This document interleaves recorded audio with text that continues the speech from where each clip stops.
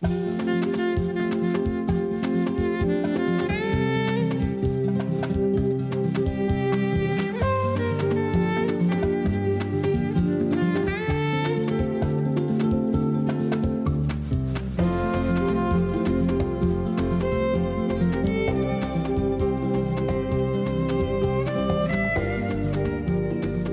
tal? ¿Cómo le va? Muy buenas noches. Bienvenido a nuestro estudio de Canal 11. Estamos encantados de contar con su presencia y de saber que vamos a escuchar su voz, que enriquecerá desde luego la entrevista que voy a tener hoy. Oiga, por cierto, qué rápido se nos fue el año. Ya estamos a punto de terminarlo. Claro, hay cosas muy agradables, la reunión con los amigos, la fiesta en la oficina, en la casa y el intercambio de regalos. Y en el intercambio de regalos nunca falta alguien que nos regale una agenda. Me pasa siempre y siento una curiosidad tremenda por abrirla. Y me lleno de inquietud y me lleno de preguntas mientras la abro y digo, ¿qué irá a pasar el 12 de enero? ¿Qué irá a pasar en 27 de junio?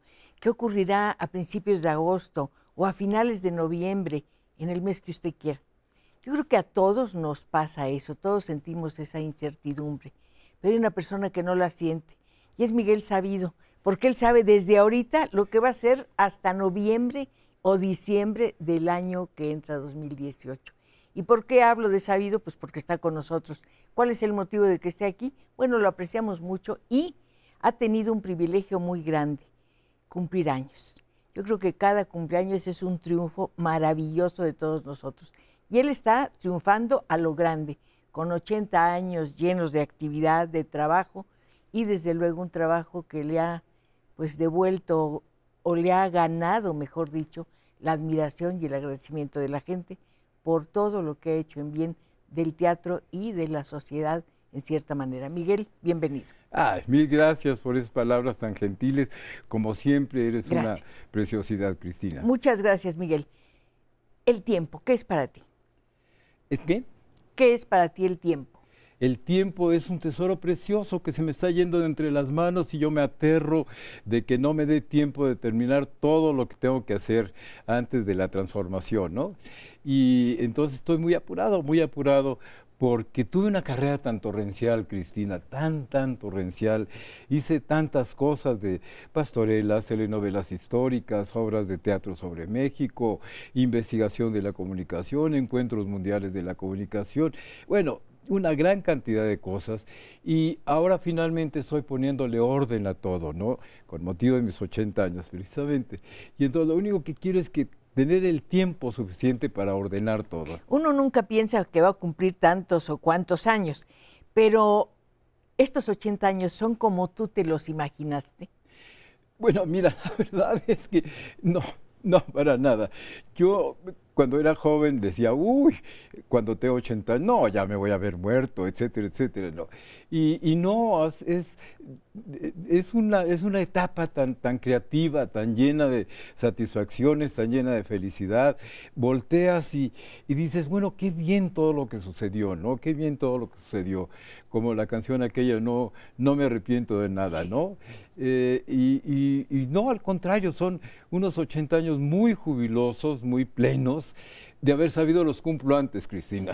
¿Tanto así? Pues mira, nosotros todos te estamos abrazando hoy, te estamos deseando que tengas muchos más cumpleaños y desde luego te queremos hacer una serie de preguntas que tienen que ver con el futuro lleno de trabajo, pero también con una actividad que has ido desarrollando a lo largo del tiempo. Dicen que la edad, la experiencia nos vuelve sabios. ¿Tú lo crees? Sí. Descarada y abiertamente, sí. ¿Cuál es la mayor sabiduría que has adquirido en 80 años? Bueno, mira, tener la conciencia de que en el momento de la transformación puedas cerrar los ojos y decir, esta aventura tuvo sentido. Mi paso por esta realidad tuvo un sentido para mí, por supuesto, ¿no? Y quedarte satisfecho, cerrar los ojos tranquilo. Para mí eso es absolutamente fundamental. Quiero dejar las cosas en orden para en el momento en el que cierre los ojos, decir, bueno, estuvo bien, funcionó la telenovela, funcionó la obra de teatro de mi vida y me voy satisfecho, me voy contento, ¿no? Te vas contento, te vas satisfecho y con el agradecimiento de muchas personas que han aprendido a través de tus obras y a través, desde luego, de tu entrega al teatro. El teatro ha sido tu vida. El escenario Pues mira, es tu espacio. Mira, de hecho, ahora que le estoy poniendo orden a todo, el centro de todo es mi teoría del tono en la comunicación humana. Mi tema, México. México definitivamente, México en mis telenovelas históricas, México en mis telenovelas de planificación familiar, México en mis obras de teatro. Tengo 7 obras de teatro dedicadas a Juana la Loca, que fue nuestra primera reina, a la Malinche, a Sor Juana, a la Virgen de Guadalupe, a la Corregidora, a Carlota y a la Soldadera. ¿Por qué tienes tanta proclividad a basarte en personajes femeninos? No sé, yo creo que porque para empezar, mira, me educaron, tuve el privilegio enorme de tener 2 educaciones. Una educación como niño indígena, porque mi padre fue un indígena que aprendió a hablar español a los 13 años. Yo me llamo Tz'ul en maya. Entonces, él me llevó a bailar a Chalma a los 6 años, a aprender a cantar alabados indígenas. Me enseñó en carne propia el amor realmente por todas nuestras raíces indígenas. Pero por el otro lado, mi madre fue la mejor amiga de Antonieta Rivas Mercado, hermana por elección de Rodolfo Sigli, íntima de Villaurrutia, etcétera, ¿no? Entonces tuve la maravilla de tener la confluencia de los 2 Méxicos. Así es que por eso mi tema fundamental es México, tratar de entender a México, tratar de servir a México con lo mejor que yo tenga, como el tuyo. Llevas 40 años haciendo, aquí nos tocó vivir, siempre yendo a la entraña de México realmente, ¿no?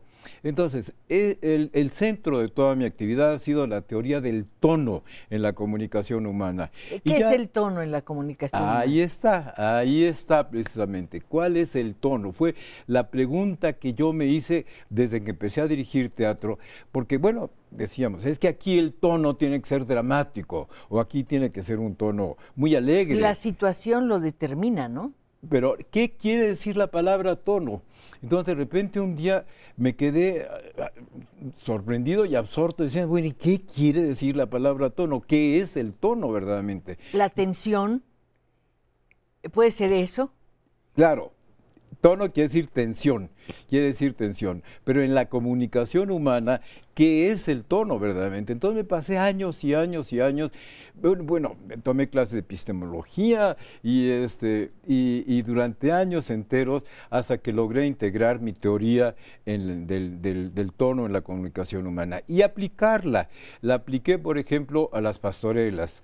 Entonces pude rescatar el género de las pastorelas, que era la pastorela indígena, es un género muy solemne, muy ritual realmente, a las que yo asistía de niño, y lo pude traer al mundo criollo precisamente contrastando tonos.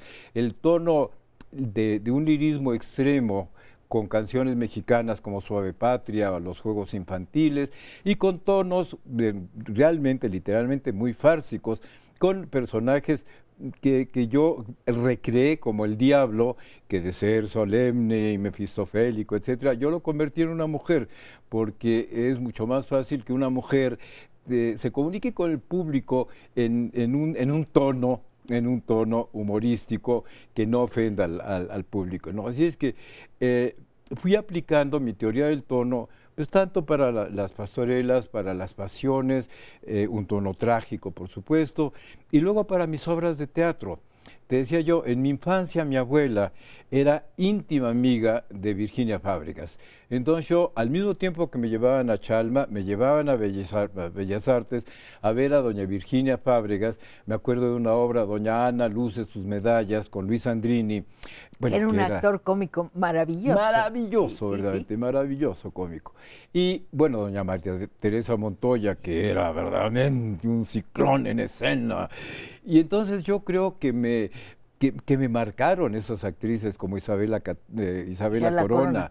Y luego María Douglas. Yo vi a María Douglas cuando tenía 12 años haciendo Juana en la hoguera con Carlos Chávez dirigiendo la Sinfónica, ella solita, amarrada a un poste y como un instrumento más, Chávez le daba las entradas, etcétera.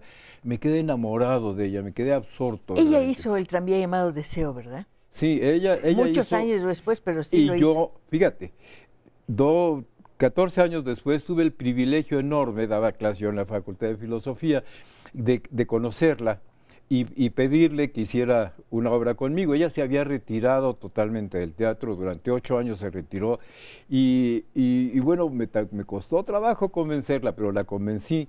Hicimos Las Tentaciones de María Egipciaca, que representó a México en la Olimpiada Cultural en 68, y era tan gloriosa, tan excelsa actriz verdaderamente, que fuimos a dar hasta Nueva York, a las Naciones Unidas, al ámbito de las Naciones Unidas, donde ella se presentó haciendo María Egipciaca, ¿no? Entonces a mí, las actrices, las primeras actrices, las intensas, lamígeras, que salen a jugarse la vida en el escenario, como Felia Guilmain, como Carmen Montejo, como Alma Muriel, por ejemplo, me encantan verdaderamente, son un objeto de culto para mí.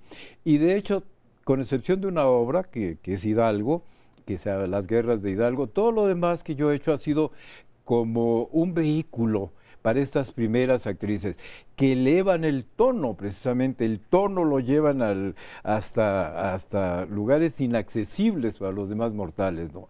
Y entonces, por eso te digo, el centro de mi trabajo, la teoría del tono. Y periféricamente, bueno, ya el tono épico de las telenovelas históricas, el tono encendido de mis obras de teatro, los tonos encantadores y juguetones y muy líricos de mis pastorelas. Entonces, toda mi vida ha estado jugando alrededor de eso. Y precisamente con la celebración, que fue totalmente casual, fíjate, es una historia que me gustaría contarte cómo fue. Con las celebraciones, pues tuve que ir poniendo orden a todo. De tus 80 años, dices tú. En mis 80 años. Mira, todo empezó porque Fernando Macotel, el director de la Feria de Minería, cada año pone un mural con los escritores con las fotos de los escritores que cumplen 70 y 80 años. Ajá. Entonces, bueno, la persona encargada, con toda la razón, yo nací en 37, pues vieron 1937, sabido, pues me pusieron en el mural, ¿no? Y entonces me ventanearon, se enteraron 300,000 personas que yo estaba cumpliendo 80 años. Nada más que yo cumplo al final del año, en noviembre. El mero 20 de noviembre, fíjate.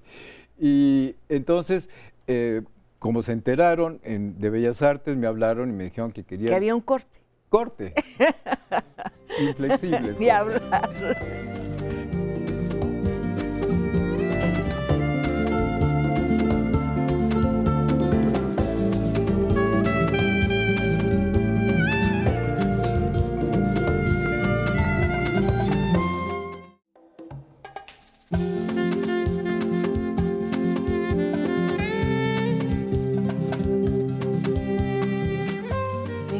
Me encanta que acepten la invitación a llegar aquí a través de nuestras líneas telefónicas.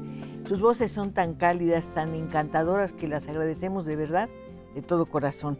Rómulo García dice, un caluroso saludo y mi admiración a Miguel Sabido.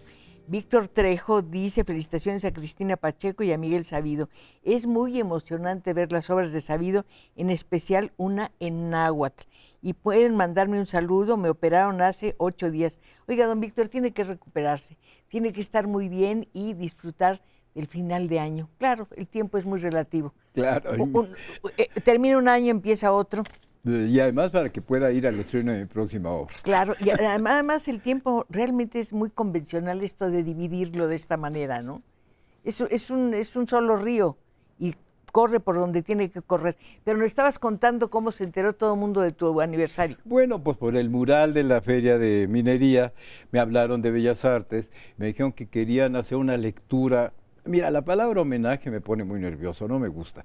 Yo prefiero festejo, que querían hacer un festejo al dramaturgo y que era para estudiantes. Bueno, y entonces le pedí a varias amigas mías que leyeran monólogos de esos encendidos, exaltados de mis obras, ¿no? Y Marta Valeta, Itatí Cantoral, Lisby Cuellar y Lourdes Gatza leyeron en la Sala Ponce mis monólogos. Bueno, los chicos enloquecieron, no tienes una idea realmente, como mis personajes son tan extremos como adolescentes realmente, ¿no? Intensos. Y bueno, les aplaudieron a gritos y etcétera, y me pidieron que volviéramos a hacer la lectura con más estudiantes, se volvió a hacer, pero entonces yo ya invité amigos míos, a gente que conocía y etcétera, etcétera, y otra vez muy entusiasta todo, tanto así que sugirieron que el recital se hiciera en la Sala Grande de Bellas Artes, cosa que a mí me encantó, no tanto por mis textos, que claro, por mis textos, por supuesto, pero el hecho de que se abra la Sala Grande de Bellas Artes a los estudiantes para que oigan leer textos exaltados en voz alta, a mí me parece una medida verdaderamente soberbia. Qué bueno que fueron mis textos, lo agradezco profundamente, pero pues podrían ser los textos apasionados de Pellicer, ¿te acuerdas de esos poemas de Pellicer? Maravillosos. De un amor intenso. Hay algo muy interesante en el monólogo. ¿Cuál es la dificultad de hacer un monólogo? Pues mira. ¿Te vas contestando mientras lo escribes? Pues, ¿pones un interlocutor imaginario? ¿Cómo es? Pues fíjate que a mí se me da el hecho de que hablen y hablen y hablen y hablen mis actrices y eleven el tono y eleven el tono y eleven el tono y eleven el tono. Entonces, por ejemplo, el de Pero Juan, ¿quién guía el tema? pues mira, en Juana la Loca es Juana la Loca frente al ataúd de Felipe el Hermoso, hablando de que está muerto, así empieza diciendo, yo sé que estás muerto, y luego va subiendo en su declaración de amor hasta decir mea culpa por el hecho de estar viva, mea culpa porque yo estoy viva y tú estás muerto, ¿no? Entonces, Alma, que lo decía soberbiamente bien, pues lo desarrollaba completo, pero Itatí, que lo dijo en Bellas Artes también, no sabes qué actriz espléndida es Itatí Cantoral, uno no se lo espera. ¿Un buen actor depende del director? Pues es un gran misterio, es el cambio de la energía en el cuerpo. Podemos ubicar la energía detrás de los ojos, en la base de la garganta, en la boca del estómago. Ese cambio de energía, ese es el actuar. Un director adivina, intuye. Claro. Tiene un olfato para saber, en este actor o en esta actriz hay algo más que tengo que sacar. Pero por supuesto, mira, por ejemplo, los directores decimos, aquí tienes un nudo en la garganta, es decir, aquí tienes la energía en la base de la garganta, estás dando un tono emotivo a la escena. O me acuerdo mucho que de Ofelia Guilmain decía, es que aquí tengo que tener tripas. Cuando hizo La Celestina, me imagino. Viene la energía, cuando hicimos la película de La Celestina, viene la energía desde abajo del cuerpo de la actriz, y ustedes tienen ciertos órganos que los hombres no tenemos, y que la energía sale de ahí, del aparato sexual femenino, con gran violencia, y puede llegar hasta el brazo, ¿no? Entonces, o a veces uno como director dice, por favor, aquí un ensayito italianito, italianito quiere decir totalmente intelectualizado. Pensaba en Ofelia Guilmain, una mujer encantadora desde donde la veas, una actriz con una personalidad tremenda. ¿Cómo trabajas una figura de esta naturaleza? Pues primero con un gran respeto. Yo las respeto profundamente, a esas actrices las respeto. Y luego respiración. La respiración es fundamental, pero fundamental. Me acuerdo de un programa que hiciste con Rosenda Monteros y que yo he trabajado mucho con Rosenda precisamente, y cómo esas primeras actrices intensas, devastadoras verdaderamente, cómo tienen que saber respirar primero que nada, es decir, distribuir el aire de una manera muy práctica, muy útil realmente. Y luego la ubicación de la energía. Por ejemplo, Carmen Montejo manejaba toda esta parte del cuerpo, que son las partes emotivas, de una manera magistral, maravillosa. Ofelia manejaba lo que ella le decía tripas, todas las tripas realmente, ¿no? Virginia Gutiérrez, una magnífica actriz mexicana, maneja la energía atrás de los ojos, precisamente, ¿no? Entonces, ahí cambia el tono de la... ¿Cómo lo sabes? No sé. ¿Te lo dicen o lo adivinas? Mira, no sé. Lo descubrí en Marta Zabaleta cuando dirigía yo mi primera obra de teatro, que estábamos en Teatro del Papa. 59 debe haber sido, ¿no? ¿Mandé? ¿59 fue o 60? No, 50 y... La primera obra que escribiste fue 59. Bueno, Sí, sí, en los 50, en la década de los 50. Y entonces Marta, no sé por qué se enojó y se puso un velo en la cara. Y entonces salió y estaba haciendo la Trotaconventos del Arcipreste de Ita, que es un papel muy simpático, muy tiqui, tiqui, tiqui, tiqui, tiqui. Y el maestro Novo, estábamos ensayando en la capilla y estaba junto a mí, era muy generoso conmigo el maestro Novo, fui su asistente 2 veces, precioso conmigo. Un hombre Yo encantador. no conocí ese Novo feroz y terrible que dicen que era, no, conmigo sí fue, siempre fue muy gentil. Y entonces yo le vi una especie de resplandor a Marta en la parte de abajo del cuerpo. Y le pregunté al maestro Novo, le dije, ¿qué es eso, maestro? Me dijo, pues tienes la suerte de ser de los directores que ven dónde está la energía del actor en su cuerpo. Me dijo, no todos pueden. Y así lo veo, yo ahorita estoy viendo dónde está tu energía. Tú tienes ahorita mucho la energía detrás de los ojos, pero también conectada con esta parte de tu cuerpo, lo que da una inteligencia amable, un tono de inteligencia amable, que es el famoso tono de Cristina Pacheco. Muchas gracias, Miguel, pero aquí hay un personaje que nos encanta y que muchas personas tal vez no hayan conocido y no lo hayan leído, Salvador Novo. Me gustaría mucho, tú estuviste muy cerca de él. Era un gran poeta, aparte de todo, extraordinario poeta. Mira, tú y yo, los dos, tuvimos la suerte excepcional de vivir el siglo XX, realmente el siglo de oro de la cultura mexicana. Habrá que revalorar ese siglo XX, donde estuvieron Carlos Pellicer, el maestro Gorostiza, Salvador Novo, Javier Villaurrutia, López Velarde. ¡Qué barbaridad! ¡Qué proliferación de grandes poetas! Rubén Salazar, Rubén Bonifaz Nuño, Eduardo Lizalde. Ves los poetas del siglo XX y es notable verdaderamente. No, yo soy un poeta fracasado, intenté escribir... ¿Cuándo lo intentaste? No sabía. Intenté escribir poesía en mi adolescencia y era una porquería. ¿Guiado por quién? ¿Inspirado por quién? Guiado por Rubén Bonifaz Nuño. Pero fíjate, inspirado por Rubén. Fíjate qué maestro tenía yo. Extraordinario. Y un conocido tuyo, cuando yo empecé a leer su poesía de adolescente, dije, no, realmente no tengo nada que hacer en la poesía. Es que es un arte muy especial. Me refiero a José Emilio. Es decir, lo conocí tuve el privilegio de conocer, de ser cuate realmente, y de ver sus poesías de adolescente, que desde adolescente era un gran poeta, verdaderamente, ¿no? Y bueno, pues yo dije, no, yo ahí no tengo nada que hacer, vámonos a otra cosa. Qué bueno que fuiste honesto. Qué bueno que fuiste honesto contigo mismo. Claro, claro. Hubiera sido terrible lo otro. Ay, claro, tanta gente amargada que no, yo dije, no, pues no soy buen poeta, pero soy muy buen director. En tu formación teatral hay una persona muy importante, Luisa Josefina Hernández. Muy importante, muy importante. Yo a la maestra Hernández le agradezco que si tengo algo bueno, si he podido hacer algo bueno en la vida, es gracias a ella. Fue tu maestra, ¿no? Fue mi maestra 8 años, me permitió, fue un privilegio enorme asistir a su seminario de teoría y composición dramática en la Facultad de Filosofía. 8 años. Ya al 9º me corrió, me dijo, ya basta, porque yo tendría que... Pero ¿cómo 8 años fuiste su alumno? Iba y me metía, y me metía, y me metía, y me metía, y me metía, y me metía, porque era una maestra prodigiosa, Una realmente. mujer muy inteligente, además. Gente con una capacidad de análisis, y además una gran formadora, porque pues muchos de la gente de teatro pasamos por ahí, Héctor Mendoza, José Luis Ibáñez, todos los que hicieron el teatro mexicano. Exacto. ¿No?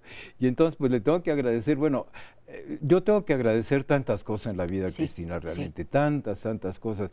Me decías del maestro Novo, de veras, un hombre que era muy sarcástico, ¿verdad? Terrible, muy sarcástico. Poemas a veces eran... Sin embargo, y él tenía un club que se llamaba de las Llenas o una cosa por el estilo, y que se reunían en la capilla a venenear, y un día le dije, déjeme entrar, ¿no? Me dijo, no, tú no, ¿para qué aprendes a venenear, no? Así es que conmigo siempre fue muy paternal. Y un gran cocinero, además. Ah, pero ¿cómo? Qué bárbaro. Eran banquetes los que teníamos, porque yo iba por él en mi cochecito a la capilla para irnos a los ensayos en el Teatro Xola de su obra Cuauhtémoc, en la que fui su asistente, y de la obra Teseo de Emilio Carballido, que también Sí. fui su asistente. Entonces, pues yo los disfruté. Mira, Juan Rulfo, por ejemplo, la historia que yo tengo de Juan Rulfo es prodigiosa. Ahora lo realmente. vamos a ver en daguerrotipos, ¿no? Exacto. Ah, mira, qué enterada Sí, estás realmente. sí, vas a poner una obra que se llama Daguerrotipos y Exacto, tienes estoy por publicar. imágenes de escritores y sobre todo de escritoras. Pues sí, Inés Arredondo, Sí, mi queridísima sí, sí. amiga, Pita Dueñas, mi queridísima amiga también, Pita Luisa Amor. Josefina Hernández, mi maestra, el maestro Novo, mi maestro. Bueno, son Juan, mi amigo entrañable, al que quise con todo mi corazón, Juan José Arriola, con quien pude hacer 228 programas de televisión, que fue un privilegio también. Pues los conocimos a todos, los tratamos a todos. Por eso te digo que fuimos unos privilegiados, porque ese siglo de verdad es excepcional, ¿no? Digo, el maestro Pellicer con su nacimiento, me acuerdo, yo era muy amigo. Maravilloso nacimiento, ¿Mande? bellísimo nacimiento. Bellísimo, bellísimo, Sí. bellísimo. Yo era muy amigo de Pina. ¿Y de qué Pina te dijo? Pellicer. Corte, Otro. otro corte.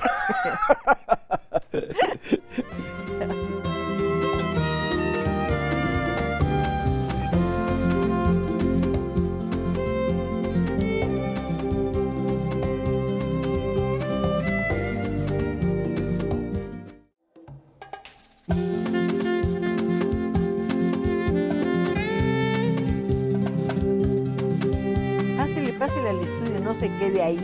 Nos da muchísimo gusto sentir su presencia y disfrutar de su compañía y de sus palabras. Miguel Garzón dice, felicitaciones a Miguel Sabido. Felicitaciones por 80 años que cumple. Soy director de su primera película que hizo. Se llamó La Celestina. Uy, Miguel, querido, hicimos La Celestina juntos con Isela Vega de Dama Joven y Ofelia Guilmain. Un abrazo, querido Miguel Garzón, realmente. Mucho gusto de oír de ti. Encantado. Conchita Santaella dice, mi gran admiración para la señora Cristina Pacheco. Muchas gracias, señora. Y muchas felicitaciones para el gran escritor Miguel Sabido. Yo lo admiro mucho porque es un gran mexicano. Estoy encantada viendo el programa. Gracias. Índigo Lapuente, felicitaciones a Cristina Pacheco y por el invitado de hoy, Miguel Sabido. Es un orgullo para la nación. Tú decías una cosa, más bien dicho, has tenido un intento siempre de ponerte al servicio de la comunidad, educando. Has usado, le has devuelto en un aspecto su sentido original al teatro. Bueno, partí del Educar. teatro. Partí del teatro, llegué a la... Es chocante la palabra, pero pues ni modo, a la epistemología, con mi teoría del tono. De ahí salté al cine con Miguel Garzón, precisamente haciendo La Celestina. Y luego, bueno, pues toda mi vida seguía haciendo teatro. Y luego la televisión. Para mí la televisión es fundamental, Cristina. Realmente en mi vida la televisión, y me siento muy orgulloso de haber escrito telenovelas históricas, telenovelas de Además, ahí te planificación llevó familiar. Ernesto Alonso, ¿no? Además, con el maravilloso productor que era ¿Cómo Ernesto. se encontraron? ¿Cómo coincidieron? Pues mira, tenía yo la beca del Centro Mexicano de Escritores, era muy joven, tenía 22 años, y esa beca marcó mi vida, definitivamente. Para empezar, conocí a Inés Arredondo, a Pita Dueñas, a Vicente Leñero. Nuestro mentor, nuestro conductor, era Juan Rulfo, y yo le pedí a Juan, fíjate que a los 22 años, que me hiciera una adaptación de su cuento Anacleto Morones. Y lo asombroso es que me hizo la adaptación de su cuento y la puse en el Teatro del Caballito, ¿no? Entonces, bueno, pues éramos jóvenes, éramos inquietos y nos queríamos comer al mundo. Y un día Pita Dueñas llega y con una embajada rarísima, que Ernesto Alonso quería invitarnos a un café en su casa. Pues éramos niños del Centro Mexicano de Escritores, así muy petulantes y ¿cómo? Nosotros, pero ¿qué vamos a hacer allí? Etcétera. Y entonces fuimos. Y resulta que Ernesto, que producía 12 telenovelas al año, fíjate nada más qué proeza. No, 12 telenovelas, porque cada una duraba 2 meses. Entonces nos dijo, andaba buscando escritores, que si hacíamos algo. Y pues a Vicente, a Pita, a Inés y a mí nos llamó la atención y dijimos, pues vamos a hacer un experimento. E hicimos una primera telenovela, que no era una telenovela, eran 10 capítulos sobre un tema y luego otros 10 ligados por la figura del entonces muy joven Juan Ferrara, que era contaba la historia de las momias de Guanajuato. Estaba basado en un cuento de Pita Dueñas que se llamaba Guía en la sombra. Entonces le pusimos Guía en la sombra y cada quien, yo hice uno para Carmen Montejo, claro, para una primera actriz. Inés hizo una versión de Otelo. Pita hizo muchos, Pita hizo como 5 y Vicente también. Y entonces tuvo mucho éxito la telenovela, pero para nosotros fue una gran decepción, porque le habíamos puesto Guía en la sombra y Ernesto le cambió el nombre y le puso Las momias de Guanajuato. ¡Ay, no! Déjense de pensamientos elevados. Entonces yo dije, no, yo ya no hago nada. Entonces me fui a Europa, me fui a estudiar y etcétera, etcétera. Y cuando regresé, me habló y me dijo, oye, necesito que un escritor, pues, vamos, perdón la palabra, culto, porque voy a hacer una telenovela histórica muy importante. La Y Tempestad, bueno. Fui con él y entonces me encargó La Tormenta. La Tormenta, La sí. Tormenta, que fue la primera telenovela histórica. Y tuve otro privilegio de que colaboramos en la telenovela Eduardo Lizalde, el mejor poeta vivo de México. Maravilloso. Y yo, y en mi libro del Tono describo todo eso realmente, que es otra, como muy solemnemente, muy respetuosamente nos tratábamos, nos hablábamos de usted, y hasta que finalmente ya nos hicimos cuates, ¿no? Y entonces, bueno, tuvo tal éxito La Tormenta, tan inusitado, nadie se esperaba ese éxito, de verdad nadie se lo esperaba, ¿no? Que iban a ser 40 capítulos y Ernesto nos exigió que fueran el doble, 80 capítulos, ¿no? Entonces, bueno, de verdad, Cristina, tú no te puedes acordar, pero de verdad fue un éxito enorme la Tormenta, hecha muy rudimentariamente, porque pues dio nada más un pequeño estudio de televisión, y etcétera. Perdón que te interrumpa, creo que la telenovela histórica tiene un riesgo, que uno ya sabe el final. Ya sabemos el final de un capítulo de la historia. No, es un riesgo, como acuérdate de Fernando Benítez en aquella obra de Yo Colón, creo que se llama. Sí, hemos sido descubiertos, decían los. Sí, porque no puedes cambiar nada. Hemos sido descubiertos por los españoles. Ni modo. Juárez se murió de pulmonía. Sí, por eso. Y Maximiliano lo fusilaron. Por eso, no puedes cambiar nada. No lo puedes cambiar realmente, pero como inventamos personajes de ficción, ahí sí hay un principio, un medio y un final. Y era un gran melodrama romántico, La Tormenta. ¿Y te haces concesiones? ¿Cambias momentos de la historia o no? No, la historia la respetas. La respetas completamente. Sencillamente lo que ves es cómo la historia, los hechos históricos influyen en la vida de los personajes de ficción. Entonces, por ejemplo, en la batalla del 5 de mayo, Columba Domínguez y López Tarso se separaban porque él caía en un barranco y a ella la herían, y entonces eran el amor de la vida el uno del otro, ¿no? Entonces era un triángulo entre López Tarso, Amparo Rivelles y Columba. Ahí sí te puedes dar todas las libertades que quieras porque son personajes de ficción. Y son personajes secundarios, en cierta forma. Son personajes secundarios, totalmente. Porque si no te vas a meter con Juárez, por ejemplo. No, para nada, no. Pero para nada, no. Y entonces después de eso me pidió Ernesto que le escribiera yo a María Félix la Constitución. Y ay, nanita, ay. Eso sí está difícil. Entonces, pues nos juntó en una cena, María iba, que era un prodigio de belleza, tenía 58 años en ese momento. Bellísimo. Qué bárbaro, qué cosa más inconmensurable. Y entonces, bueno, pues por supuesto yo le hablé de usted y ella también me hablaba de usted y etcétera, etcétera, hasta que llegó y les dijo, ay, no sean ridículos, van a trabajar juntos más de un año, así que háblense de tú, ¿no? Y entonces fíjate que establecí una de las relaciones más hermosas de mi vida con María Félix, porque María era trabada, no podía decir todas las palabras, entonces uno como escritor tenía que escribir especialmente para esa forma tan especial que ella tenía de hablar, ya ves, así con esa especie de acento raro norteño. Y entonces yo durante un año, menos unos 10 meses, fui a su casa 3 veces a la semana para escribir todos sus diálogos en su casa. Entonces puedes imaginar que fue una amistad entrañable la que yo tuve con María y con Ernesto también, ¿no? Por fortuna. Creo que voy a escribir algo de María en mi libro Sería muy interesante porque es una mujer de la que sabemos mucho y en realidad no sabemos nada.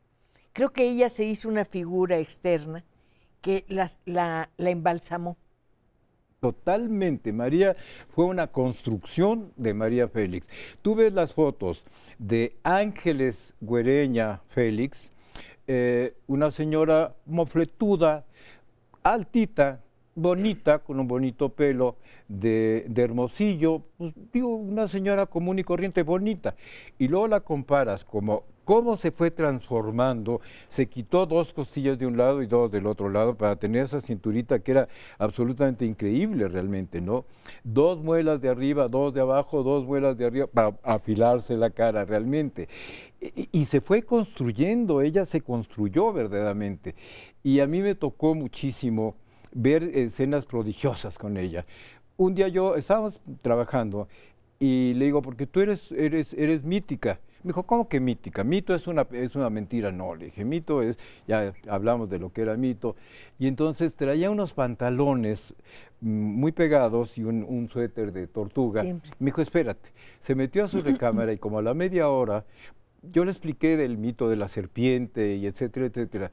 Como a la media hora salió con una diadema de serpientes, un collar prodigioso de serpientes, unas pulseras aquí y otras acá, y su famosísimo cinturón de serpiente de puros diamantes con esmeraldas. Y no, es una figura que no lo olvido verdaderamente. El traje, digo, el suéter y el pantalón negros y encima cubierta de diamantes y esmeraldas de serpientes es absolutamente inolvidable, ¿no? Entonces, fíjate qué privilegio haber podido... Pues debes escribir esa escena porque es completamente teatral además. Sí. La habitación era un escenario. Exactamente. Digo, toda su casa era un escenario, era una especie, como ahora dicen, de performance, es decir, ella actuaba a María Félix todo el tiempo, ¿no? Y era su gran creación. ¿No les pasa a los actores siempre un poco eso? Pues en ocasiones sí, fíjate, pasó por ejemplo con María Douglas, con la egipciaca, que 3 o 4 años después me dijo, ya que me quiero librar de ese personaje, ya no lo aguanto verdaderamente. Me pasó un poco también con Alma Muriel, con Juana la Loca, y bueno, María, a propósito, era su personaje, el personaje que ella, tonalmente hablando, era una conexión entre la energía atrás de los ojos y la parte baja del cuerpo. Entonces era muy inteligente, era una mujer rapidísima, de una inteligencia excepcional. Y entonces esa conexión entre los ojos y la parte de abajo del cuerpo te daba un tono muy de ella realmente, ¿no? Entre agresivo e inteligente. Así como tú das un tono inteligente y emotivo. Entonces esas son conexiones que hace la energía dentro del cuerpo. Y uno como director, o por lo menos yo como director, disfruto infinitamente ver pues cómo las actrices van logrando esas conexiones dentro de su cuerpo. Cómo va construyendo al personaje. Exacto, fíjate. Fui director de coros de la famosísima puesta en escena de Pepe Solé, que fue una obra maestra a su dirección, Las Troyanas. Sí. Y entonces allí estaba Ofelia Guilmain, Carmen Montejo, Beatriz Sheridan, y todo el coro eran estrellas de la época. Entonces, pues, yo disfruté tanto esa puesta en escena porque esas actrices son las que a mí y yo creo que esa puesta me marcó también, ¿no? Además llenan el escenario. Dejan un halo mágico porque son capaces de hacer todo. Son capaces de hacer, esa es la definición. Bueno, pero nuestros 80 años. Nuestros 80 años, qué maravilla que lo estás cumpliendo, me parece muy bien. Espero que cumplas otros 80. Sí, sigue adelante, tú no te detengas, no te midas, Miguel. No te midas porque hay un corte. No, pues la verdad hay un corte. Ya. Ya no puedes cumplir implacable años. La televisión. No, y luego me hace...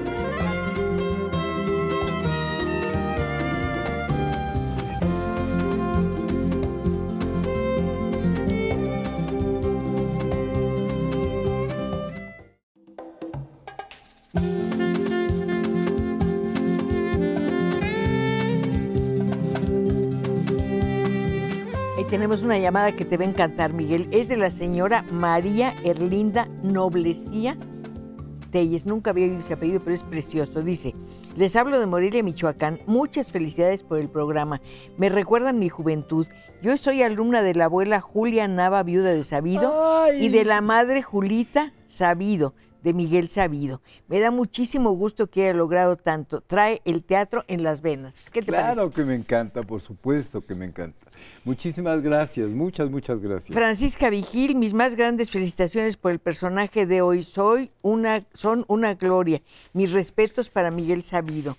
María Luisa Castro, quisiera preguntarle a Miguel Sabido qué ha pasado con Vilma González, que era la artista que hacía de Diablito en Las Pastorelas. Murió infortunadamente Vilma, y era una maravillosa actriz, pero murió. Y murió hace ya bastante, como 12 o 15 años. Jorge González, ¿qué hace para conservarse? Me río mucho. Y sabes que haces lo que quieres. Hago Te lo que conservas quiero. porque haces lo que quieres. No estás peleado con el mundo. No, para nada, estoy muy contento de Además estar te en ha el dado mundo. muchas cosas. Ivette Minerva Minjares Méndez, señor guapísimo e interesantísimo. Me gusta. No te puedes quejar del trato que se te da aquí, ¿eh? Pasa Eugenia Carrillo, yo soy prima del señor Miguel Sabido, pero no nos hemos visto. Soy nieta de Ernesto Peña. Hablo de Claro. Jalisco, de Tlaquepaque. Mi nombre es Paz Eugenia Carrillo Peña. Quisiera que le pasaran mi teléfono. Claro que sí, le vamos a pasar todas las llamadas a nuestro invitado de esta noche, que le está pasando muy bien y está permitiéndonos celebrar sus 80 años. Pastorelas, supe que ibas a hacer una temporada de Pastorelas este año. Bueno, para empezar te traje un libro. Sí. Es el libro Rescatando Pastorelas. ¿A qué cámara? A esta cámara. Ok.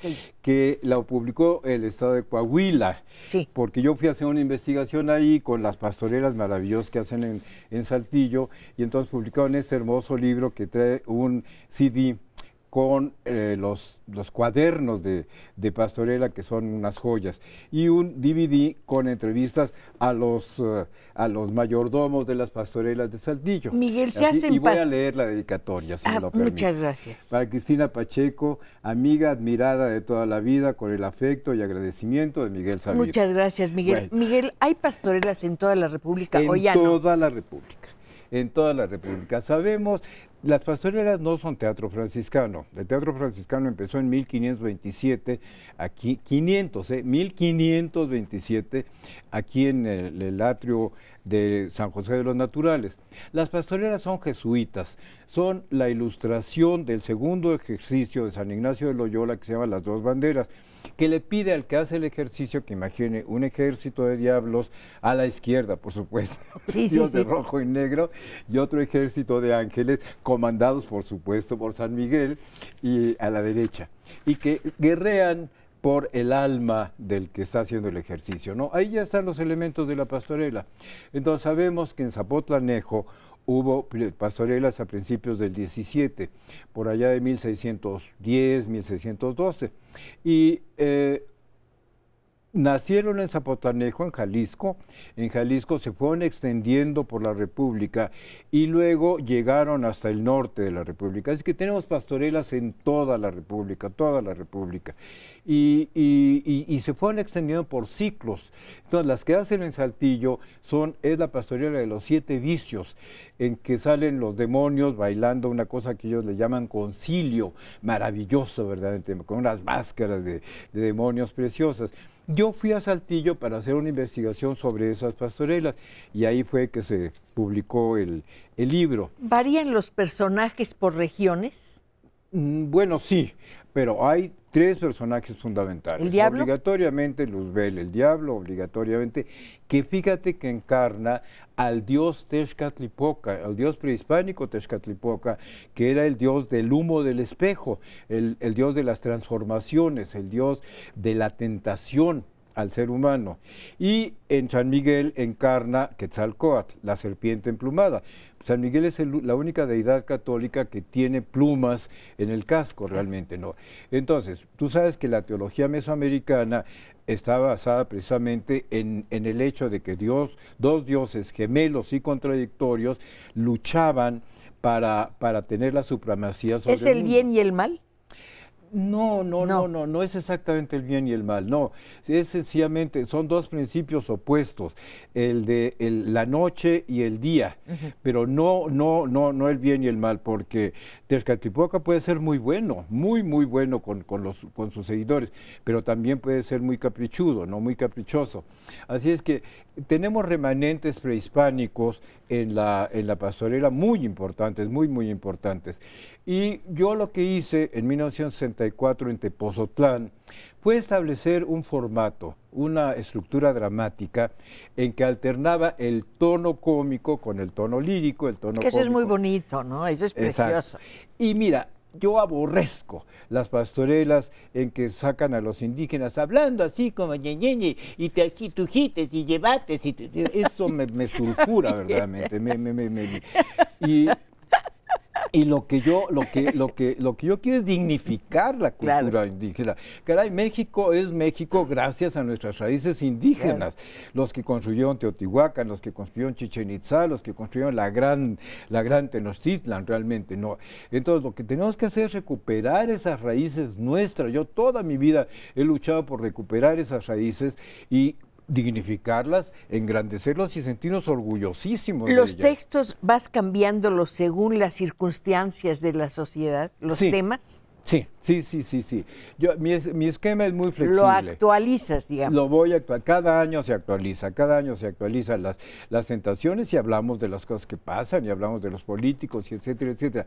Pero antes que nada, lo que es importante de mis pastorelas es que yo siempre traté de que tuvieran un tono enorme. Desde Tepozotlán, cuando en 64 hice la primera, utilizar todo el patio del convento.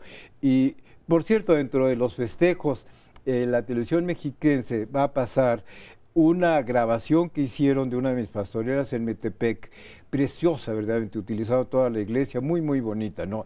Y otra grabación de mi puesta en escena de La Adoración de los Reyes, una obra que se hizo en 1536 en náhuatl, bajo la dirección de Motolinía, en Tlaxcala, precisamente. Y entonces yo hice una modernización de esa obra, de La Adoración de los Reyes, la puse en la Colman. Mil gracias a todos los habitantes de Acolman porque tuve 200 voluntarios. Como tengo mucho vestuario pintado a mano. Es un lugar maravilloso. Tuve 200 voluntarios y fue una preciosidad la adoración de los ¿Cómo? Reyes. ¿Vestuario pintado a mano? Todo mi vestuario, de todas mis pastorelas, todo es pintado a mano. ¿Tú lo haces? No, ojalá tuviera yo ese talento, no. ¿Eres capaz de tenerlo? No, mi vida. El primero me lo hicieron los talentosísimos hermanos Ocampo.